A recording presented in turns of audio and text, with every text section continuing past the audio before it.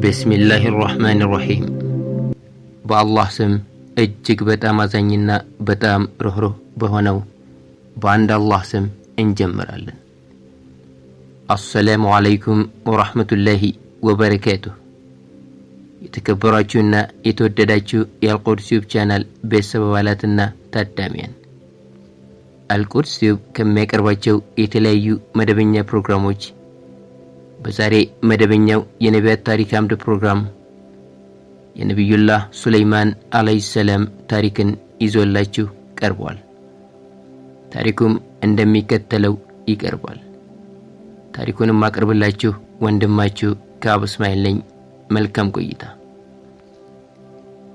ነብዩላህ ዳውድ አለይሂ ሰላም ከሞተ በኋላ ዙፋኑን የዳውድ ልጅ የሆነው ጥበበኛውና ብልሁ ሱለይማን ወርሶታል። ግዛቱንም በጥሩ ሁኔታ ማስተዳደር ቀጠለ። በዚህ ሁኔታ ላይ ሳለ ከዕለታት አንድ ቀን ሱለይማን እጁን ወደ አላህ በመዘርጋት ያ አላህ ኃጢአቴን ይቅር በለኝ፣ ከኔ በኋላ ለሚመጣ ትውልድ በሙሉ የማይገባ የሆነንም ንግስናን ስጠኝ በማለት አላህን ተማጸነ። አላህም ለእያንዳንዱ ነቢያት ዱዓቸውን እንደሚቀበለው ሁላ የሱለይማንንም ዱዓ አላህ ተቀብሎት ነፋስን ሱለይማን ወደሚያዘው መንገድ እንዲነፍስ ሰይጣናትንም በሱለይማን ቁጥጥር ውስጥ አድርጓቸው እሱ ያዘዛቸውን እንዲፈጽሙ ግዴታ አደረገባቸው።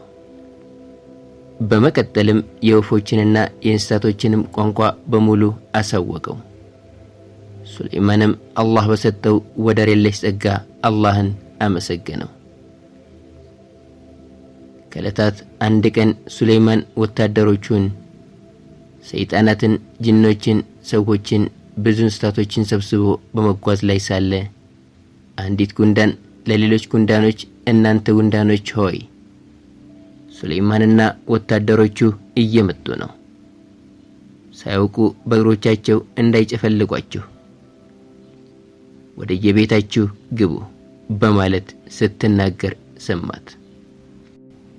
ይህን ሲሰማ ሱለይማንም ፈገግ አለና ጌታዬ ሆይ ያቺን በኔና በወላጆቼ ላይ የለገስካትን ጸጋህን እንዳመሰግንና የምትወደውንም በጎ ሥራ እንድሠራ ምረኝ፣ በችሮታህም በመልካሞቹ ባሮቼ ውስጥ አግባኝ አለ።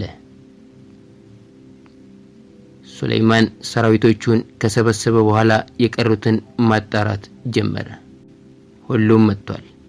ነገር ግን አንድ ሁድሁድ የተባለ ወፍ አልታየውም።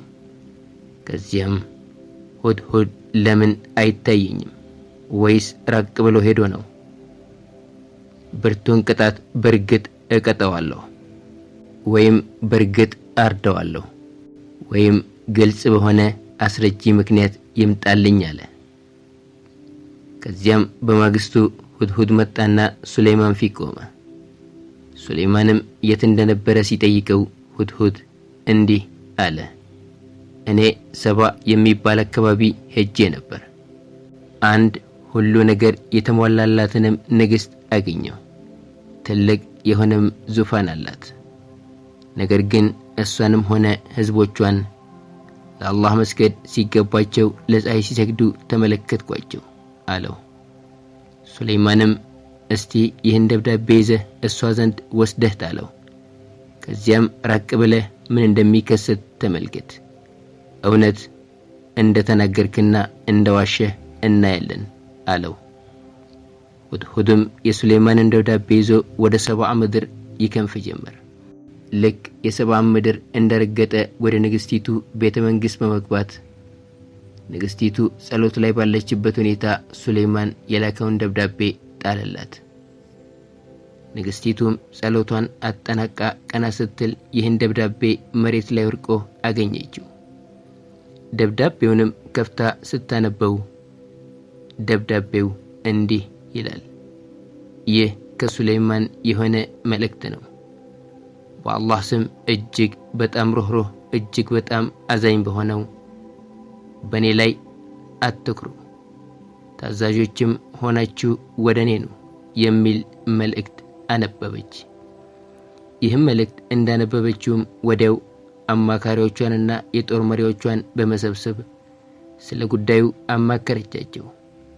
እነሱም ጉዳዩን ካዳመጡ በኋላ እኛ የበርካታ ወታደሮች ባለቤት ስለሆን ከባድ ጉልበትም አለን፣ መብቱ ያንቺ ነው፣ የፈለግሽውን እዘዥን፣ እኛ እንፈጽመዋለን አሏት።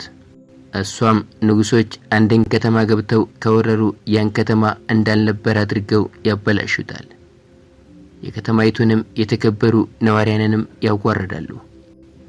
ስለዚህ እኔ አገልጋዮቼን በርካታ ስጦታዎችን አስጭኜ ወደ ንጉሥ ሱሌይማን ዘንድ እልካለሁ። ከዚያም ስጦታውን የወሰዱት አገልጋዮች በምን እንደሚመለሱ አያለሁ ብላ በመወሰን የአማካሪዎቿን ሐሳብ ውድቅ አደረገች። በማግስቱም የንግስቲቱ አገልጋዮችም የተጫነላቸውን የስጦታ ማዕት ጭነው ብዙ ከተጓዙ በኋላ የሱሌይማንን ግዛት ሲገቡ በሚያዩት ነገር ሁሉ በጣም ተደመሙ። ልክ ከተማዋን እንደደረሱም የጫኑትን ስጦታዎች እየነዱ ወደ ሱሌይማን ቤተ መንግስት ገቡ። ሱሌይማንም ስጦታውን እንደተጫነ መልሱላት ብሎ እሷና ህዝቦቿ በአላህ የማያምኑ ከሆነ መቋቋም የማይችሉትን ወታደር አሰልፎ እንደሚመጣባቸው መልእክት ላከ።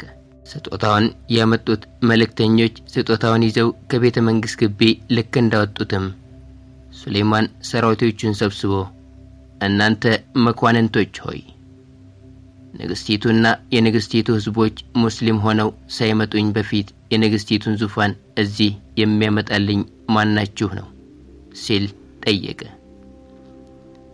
በስብሰባው ጅኖች፣ ሸይጣኖች፣ ብዙ ፍጥረታት ነበሩና አንድ በጣም ኃይለኛ ጅን ቆመና እንዲህ አለ።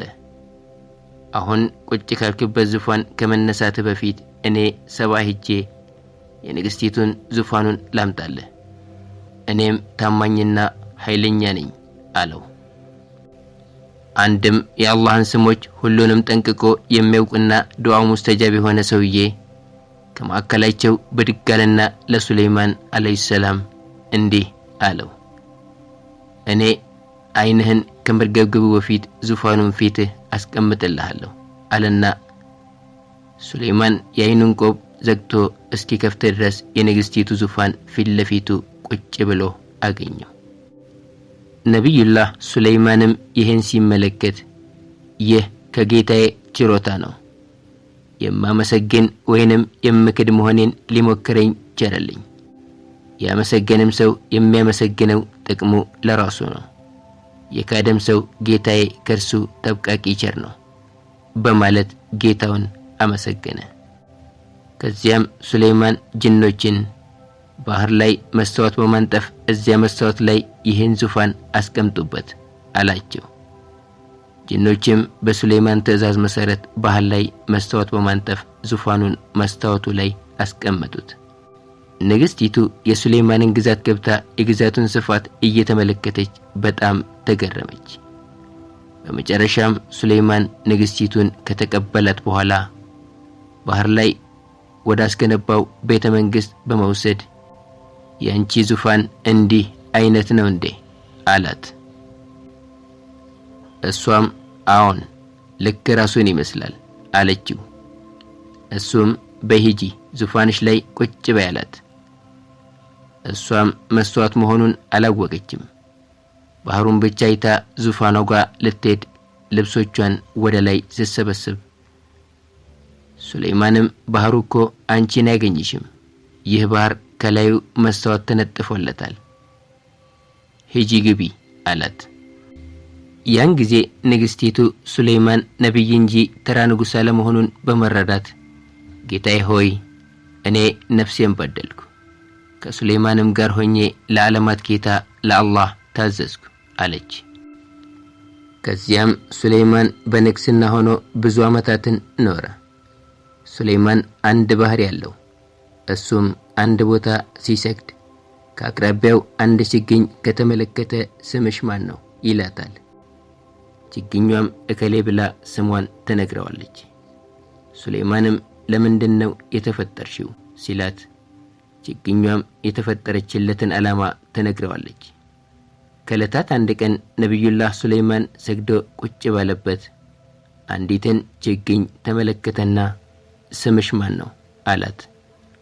ችግኛም አፍራሽ እባላለሁ አለችው። ሱለይማንም ለምንድነው የተፈጠርሽው አላት። ችግኛም ይህን ቤት ለማፍረስ አለችው። ይህን ጊዜ ነብዩላህ ሱለይማንም አላህን ያ አላህ ከጅኖችና ከሰዎች የኔን ሞት ደብቅባቸው የሩቅን ነገር የማያውቁ መሆናቸውን ይረዱ ዘንድ አለ። በመጨረሻም ሱለይማን የዛችን ችግኝ እንጨት ፈልጎ ከቆረጠ በኋላ ጥሩ በትር ሰራባት። ከዚያም ጅኖችና ሰይጣናትን በይተል መቅዲስን እንዲገነቡ አዘዛቸውና እሱ ምሕራብ ወይንም ግላዊ የአምልኮ ቦታ ገብቶ ኢባዳ ማድረግ ጀመረ።